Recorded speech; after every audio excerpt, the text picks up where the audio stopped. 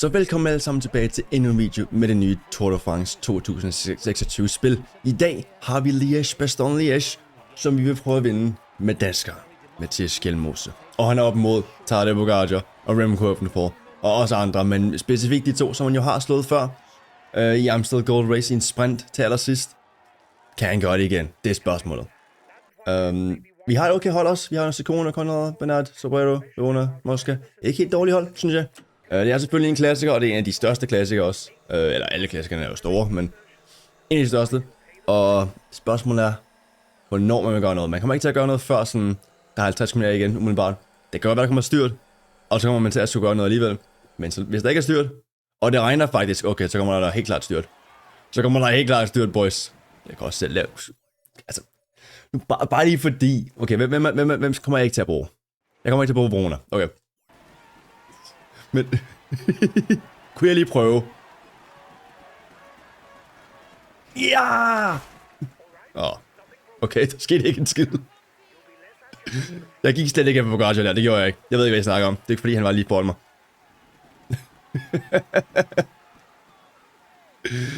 Okay, de kører også for langsomt til, man kan gøre noget. Men, en nedkørsel.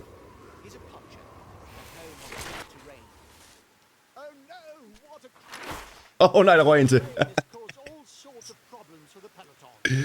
Okay, jeg vil bare lige gøre det en gang, okay, sorry. Der røg mange. Der røg rigtig mange. Det er ikke nogen favoritter, vel? Okay, der røg. Bernard, han er ikke en favorit. Nå, så er vi i gang. Det var, han styrte bare, fordi det var glat, selvfølgelig. Det ved vi alle sammen godt, ikke? Nå, anyways. Ikke mere af det nu. Jeg skal bare lige gøre det en gang hver gang, fordi det er en tradition efterhånden. Så...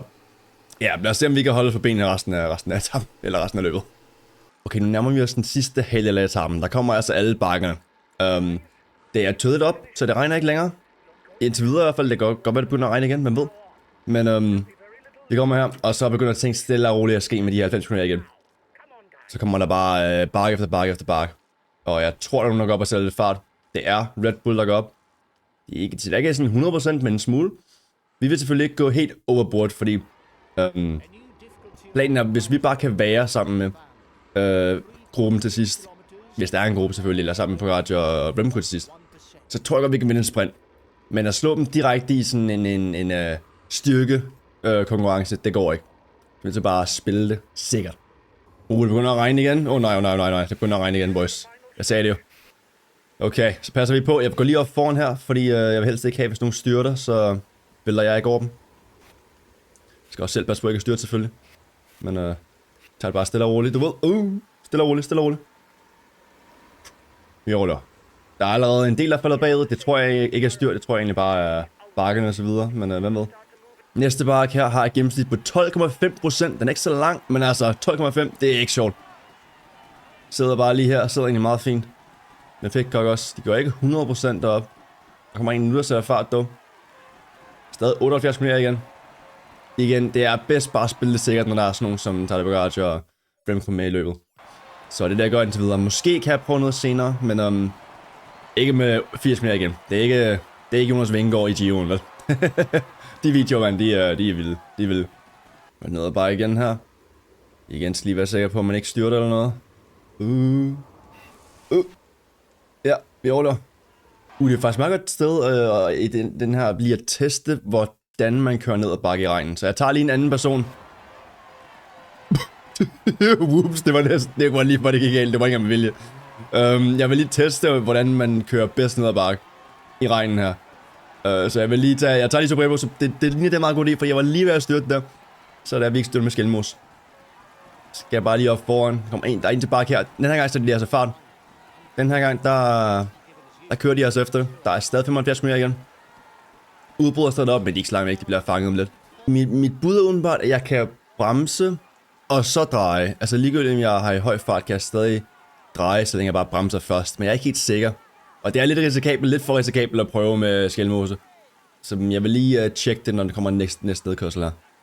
Giver også noget gel til nogle af dem. Sådan der. Yes. Nice. Okay, her kommer den.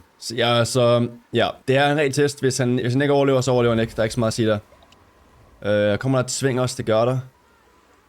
Okay, så hvis jeg nu gør sådan her, og så bremser først, og så drejer... det kan man ikke. Okay. Okay. Så man skal bare langt nok ned i fart, før man drejer. Got it. Man skal stadig bremse først, men man kan ikke bare bremse først og så dreje. Ja, det kunne godt være, at de havde lige ikke havde set på det, da de lavede spillet, men det har de. 29 mand tilbage, by the way, kun i rummen. Det er altså ikke mange. Jeg er ikke spor mange. Nu prøver jeg lige igen her, se hvad man gør. Så op i fart, og så bremser man, drejer. Det var ikke så fantastisk. Det var måske lidt i overkøb. Lidt for meget. Fair. Okay, nå. 29 mand tilbage. Vi har stadig et par stykker i forholdet. Ciccone er styrtet til gengæld. Det har jeg ikke engang set. Der er vist mange, der røg med det styrt der. Okay, han er 1 minut bagud. Jeg tror ikke, han kommer tilbage. Det tror jeg sgu ikke. Han er altså vores bedste domestik. Det er lidt ærgerligt.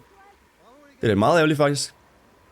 Vi har en meget stejl stigende kop lige om lidt, som vi helst vil være helt forrest med. Og hvis Bernard lige kan hjælpe os, beskytte os, det vil være perfekt. Vi får lige det sidste af energi tilbage her. Altså, det er kun 29 mand. Det er altså ikke mange. Der er ikke mange tilbage. Vi kan være helt forrest. Kom først ind på den, hvis det er muligt. Sådan der. Bum. Yes. Hvad har vi for nogle procenter? Okay. Ikke dårligt. Vi skal bare helt op foran. Så vi kan lave lidt rav bagved. Og specielt også sørge for, at de ikke kommer tilbage. Den der er blevet, der er faldet bagud allerede. Jeg tænker, eller vil vi gerne have det? Nej, det tror jeg ikke. Vi så angriber folk hele tiden. Vi gør det sådan her. Så forhåbentlig kan nogle UA-rytter også noget også ryge bagud. Det bliver dejligt. Nice. Det kan godt gå, vi heller ikke er tilbage. Hvis det er muligt. Det vil være meget rart, så han ikke kommer tilbage. Okay. Så der farten lidt ned igen. Jeg vil heller ikke gøre det, at de kører også selv. Og det er lidt for fladt til, at vi lige kører helt op i front. Så vi tager den her. Sex er selvfølgelig også med i Liège Bastogne Liège den her gang. Så han bliver også en rival. Jeg tror stadig, at alle er der. Altså Remco, Pogacar og Sexas. Er det Remco der? Det er de i VM-trøjen, eller VM-striberne. Vi har stadig en holdkammerat tilbage, men det er også det. Bernard, han har ikke vildt meget energi. Det er lidt ærgerligt, at Ciccone lige skulle styrte der, men sådan er det jo. Det kan ske. Vi bliver siddende. Og 17 mand tilbage i gruppen. Stadig 60 km igen. Der kommer en angreb snart på en eller anden, det gør det altså. Men det bliver ikke mig. Ikke nu i hvert fald. Måske senere. Men jeg starter med, der sidder vi altså bare her og prøver at følge med. Og jeg ved ikke, om jeg har sagt det før, men åbenbart, så i det der års Tour de France-spil, så er alle træer forskellige. Altså, de er alle sammen forskellige. De er alle sammen lidt forskellige. Der er ikke et ens træ. Mener jeg i hvert fald, jeg er blevet fortalt. Jeg prøver lige at kigge. Det er lidt svært at se. Altså, det er jo træer, ikke? Så, men, ja. Så de skulle altså meget gerne se forskellige ud. Jeg er meget bange for, at jeg styrer her, faktisk. Okay. Jeg styrer på det. Eller har jeg? Bremse lidt her. Yep, styr på det. Altså, det er virkelig, det er der lige en smule nedkørsler, fordi normalt så er jeg jo helt fint på nedkørsler, det er jo, der er ingen problem. Men nu der kan du rent faktisk bare lave en lille fejl, og så rører du bare. Det gør også, at der er lidt meget mere risiko. Så vi kan stadig gerne have energi tilbage, så vi prøver stadig lige at fortsætte her. Hvad kommer der bagefter? Der kommer faktisk en feed zone. Okay. Så kan jeg godt tage gel. Det er ikke kommet nu, vel? Det er ikke kommet nu. Okay, så tager jeg bare nu. Jeg giver lige Bernard noget gel her. Inden næste bakke. Skal vi op på den. Jeg tror, den ser forholdsvis stejl ud, mener jeg, men jeg er ikke helt sikker. Venstre her, yes. Bum. Hvad har vi for en bakke? Hold nu Magizard, okay. Jeg er lidt tidligt til et helt okay, angreb, men hvad siger vi? Har vi procenter her? Okay. Det er okay. Det er stille og roligt. Der er kommet nogle ruller tilbage her, faktisk. Der er lige en lille gruppe, der fanger os igen. Der kommer en angreb her fra Butrago, okay. Men er det Pogacar følger med? Okay. Hende følger også med. Sexas er sådan lidt halvhjertet følger med. Vi skal ikke følge 100% med. Der er stadig 50 km igen. Men vi har et hold, eller vi har i hvert fald en ruller, der kan hjælpe. Bernard, han kan sætte noget fart her. Sådan der. Let's go. Det ville være dumt der at følge med det samme. Det ville det virkelig. Ben O'Connor har også stadig. Martinez. Endelig. Og jeg tror også, jeg er ret sikker på, eller hvad? Hvor sidder også? Okay, Remco sidder der. Okay. Han sidder også her. Lige til at sige. Han er også holdkammerater, der kunne sætte noget fart. Jeg siger det bare. Gør de også det? Det gør de også. Nice. Ja, der er ingen grund til at prøve at matche Pogacar med sådan noget der. Det er bare, det er suicide. Det er det virkelig. Det er rent selvmord. Så jeg går lidt op igen. Så er en nedkørsel igen bagefter. Du så bare af, tager noget gel. Og der kommer nok et par angreb lige om lidt igen. Jeg ved det ikke helt. Det er i hvert fald høj fart. Lille nedkørsel her igen. Skal jeg lige overleve den. Hænger en til. Og så har vi en tilbage, som ser virkelig stejl ud. By the way, hvis I ikke allerede har, så glem ikke at subscribe til kanalen. Ja, der er altså jo kun sådan omkring 40% af folk, der ser videoen, er subscribet. Så glem ikke at subscribe. Der kommer virkelig mange Tour de France videoer ud. Som I allerede kan se. Og når Tour de France, når rent faktisk spillet kommer ud, kommer der endnu flere. Det vil I ikke miss. Men vi har det næste bakke her. Kategori 3. Der tror jeg, at ting kommer til at ske. Vi har 40 mere igen til mål. Bernard, hvis du lige kommer op på foran her. Det kan også være, at jeg selv laver lidt et eller andet. Lad os se, hvad sker der her? Det er lige et højre sving her. Okay. Så er det bare opad. Det er stejl. Cool, det der... eller noget i stil. Tag den går op foran. For Remco. Han kører faktisk meget hurtigt. Holder bare stand. Yes. Ned til 14 personer i gruppen. Pitcock kan falde bagud igen. Ben O'Connor rører bagud også. De har faktisk lavet et lille hul her. Texas angriber. Sivakov prøver at lukke. Med Pogacar lige bagved. Vi fanger dem igen. Det er fint nok. Bernard, han er ikke så meget ved at arbejde med. Texas er der. Sivakov holder farten. Jeg tror, han er i gang med at sætte op et Pogacar-angreb. Det gør han også. Jeg vidste det. Jeg sagde det jo. Botago kører også, ved du hvad, I fortsætter bare. Vi fortsætter også bare selv. Han stoppede halv. Det var halvhjertet angreb. Skelmose. Han kører fuld hjertet. Det er altså sådan, han kører. Bum. Et op på toppen. Har vi et lille forspring til gruppen bagved. Spørgsmålet er, om de undervurderer Mathias Skelmose. Det kan ske. 15 sekunder. Hvad gør de?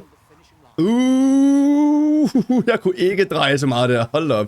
Glem lige, der var regn. De kommer her. Ej, okay, de kommer her. De kommer her desværre. De undervurderer dem ikke. Man kunne håbe, men det er også Remco og Pogacar. De er blevet overrasket en gang, så det er måske også en gang for meget for dem, ikke? Okay, favoritterne kører lidt rundt her. De vil gerne holde farten. Jeg bliver bare lidt stille og rolig. Jeg har ikke noget mod, selv hvis vi sætter farten ned. Der er så langt ned til den næste gruppe, og selv hvis Williams kommer op igen til gården.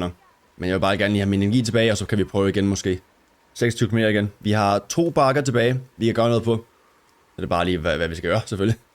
Kommer et sving her, en meget skarp sving, mener jeg faktisk. Ja. Og så kører vi igen. Nogen der vil køre, Jeg ser det godt lidt. Texas. Jeg gerne op foran.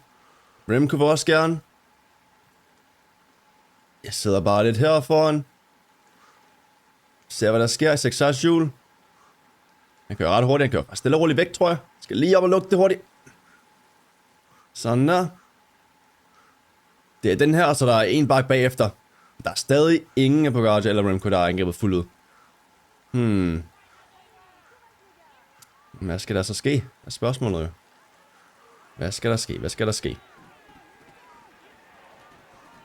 Endnu en lille nedkørsel her. Meget lille en.